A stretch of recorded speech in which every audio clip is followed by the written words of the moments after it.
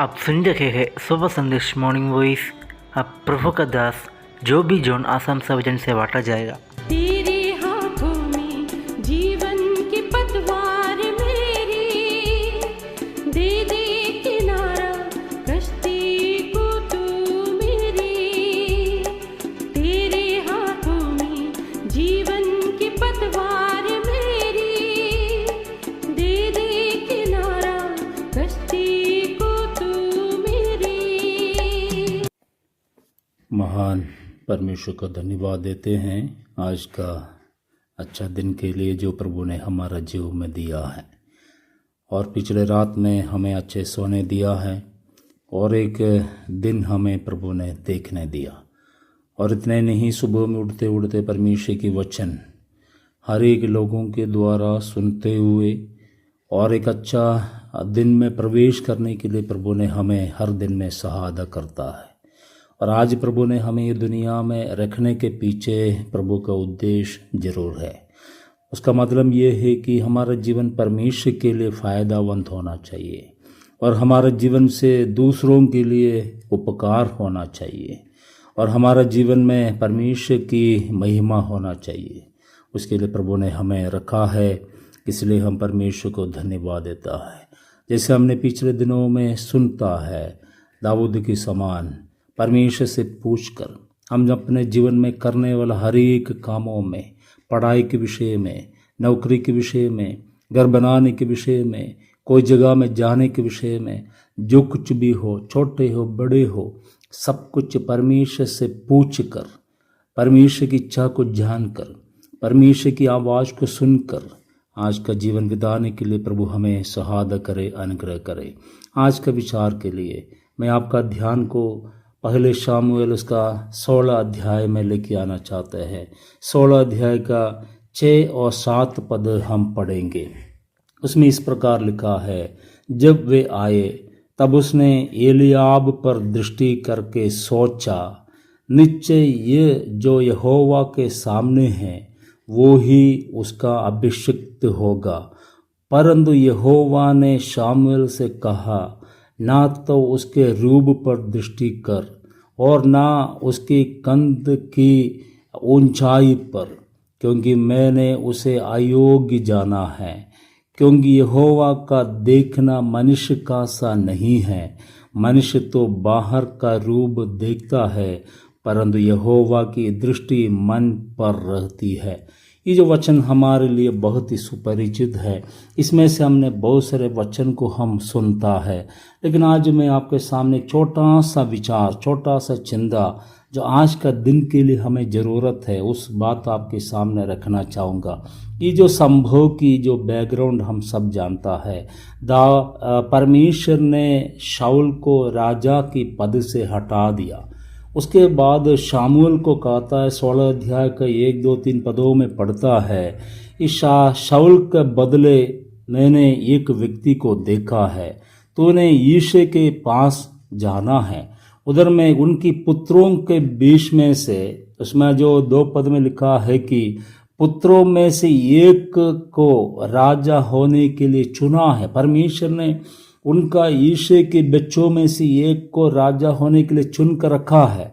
शामुएल को कहता है, तुम जाना है, जाकर सिंह में से तेल भर कर जाकर उस व्यक्ति को जिसने मैंने चुना है उसको जाकर अभिषिक्त करना है राजा के रूप में।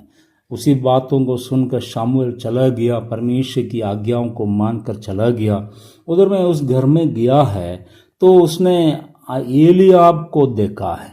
एलियाब को देखकर उसको पूरा ऊंचाई है, सुंदरता है, उनका जो कुछ भी रूप है, सब कुछ देखकर ये जो शामुएल ने सोचा है, इसी को ही परमेश्वर ने निश्चय राजा होकर चुनकर रखा हुआ है। तो बाद में हमें पढ़ा है, तुरंत परमेश्वर ने उधर शामुएल से बात करता है। ये नहीं है, मनुष्य बाहर की बातों को देखता है, लेकिन परमेश्वर मन को देखने वाला परमेश्वर है। ये सब बात बताता है।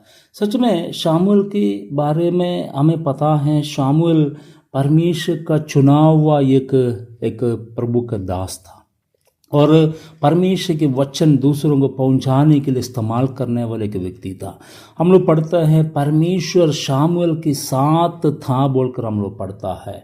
और इतना ही नहीं, परमेश्वर का दास शामुएल के बारे में पूरा दुनिया में ये चर्चा हुआ था, ये जो शामुएल परमेश्वर के एक नबी है, परमेश्वर के दास है, परमेश्वर प्रेम करने वाला, साथ रखने वाला एक प्रभु के दास है बोलकर सब लोग जानते थे। तो इसी प्रकार एक महान व्यक्ति है, परमेश्वर के एक महान दास है। इस व्यक्ति को परमेश्वर ने जब इस कार्य को देकर भेजा है, ईशाई के घर में जाकर, और दाऊद को देखने से पहले एलियाब को जब देखा, शामुएल सोच लिया कि ये जो मैं अभिषिक्त करने वाला व्यक्ति ये एलियाब है करके अपने मन में सोच लिया। अपने सिंह का तेल उठाकर उनके ऊपर में अभिषिक्त करने वाला था। लेकिन उससे पहले, ये गलत डिसीजन होने से पहले, गलत निर्णय होने से पहले परमेश्वर उसके बीच में उनके साथ बात करता है। उनके जीवन में एक गलत कदम उठाने नहीं दिया और उनके गलत व्यक्ति के ऊपर में अभिषिक्त करने नहीं दिया। परमेश्वर ने उनका समय पर उनके हृदय में कार्य किया है। शामुएल को कहा, ये नहीं है तूने जो सोचा है, मैंने इनको अयोग्य समझा है, मैं अभिषिक्त करने के लिए सोचा हुआ व्यक्ति अलग है। मनुष्य बाहर को देखता है लेकिन मैं हृदय को देखकर काम करने वाला परमेश्वर है। वो शामुएल के साथ परमेश्वर ने तुरंत बात किया है। मेरे प्रिय भाइयों बहनों, आज मैं इसमें से अलग अलग बात आपको बताना नहीं चाहता, एक ही बात इसमें से बताना चाहता है। आप शायद एक अच्छा प्रभु के व्यक्ति हो सकता है, प्रभु के दास हो सकता है, प्रार्थना करने वाला व्यक्ति हो सकता है, और आप वचन पढ़ने वाला व्यक्ति हो सकता है, प्रभु का सेवा करने वाला एक अच्छा विश्वासी हो सकता है।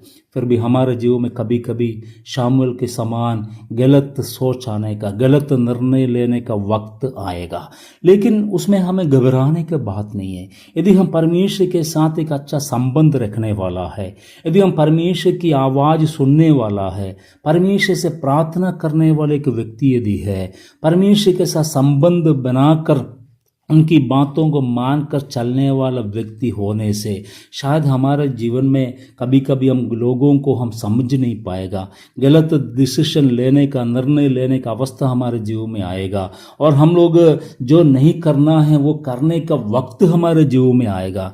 लेकिन हमें डरने का बात नहीं, ठीक समय पर प्रभु हमारा बीच में आकर हमें संभालेंगे, गलत निर्णय लेने नहीं देंगे, गलत काम करने नहीं देगा, और परमेश्वर की इच्छा के विरुद्ध करने नहीं देगा।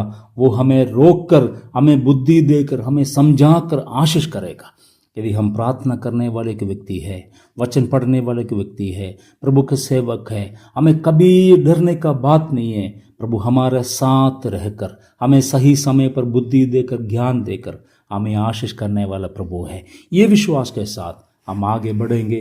प्रभु हम सबको शहादत करे, अनुग्रह करे। मेरे प्यारे परमेश्वर पिताजी, हम प्रार्थना करता है हमारे जीवन में भी शामुएल के समान ऐसे वक्त जब आता है, हम लोगों को समझ नहीं पाता है, हम बाहर की बात सोचकर हम सोचते हैं वो व्यक्ति विश्वास योग्य है, वो अच्छा है, अच्छा विश्वासी है, उनके ऊपर भरोसा कर सकता है, उनको सेवा में प्रोत्साहन कर सकता है, उनको कुछ जिम्मेवारी दे सकते हैं, हम सोच सकते हैं प्रभु जी। लेकिन हमें ऐसे कभी गलत निर्णय लेने नहीं देना। आपकी इच्छा के अनुसार आपका बातों को मानकर जीने के लिए हमें शहादत करना, अनुग्रह करना। आप हमारे साथ दीजिए, समय पर बुद्धि ज्ञान दीजिए, आशीष करना, अनुग्रह करना। मेरी आवाज़ सुनने वाले हर एक लोगों के जीवन में आज के दिन में आशीष करना, अनुग्रह करना प्रभु जी। महिमा आदर आपको देते हैं। प्रार्थना प्रभु यीशु मसीह के नाम से मांगते हैं, आमीन।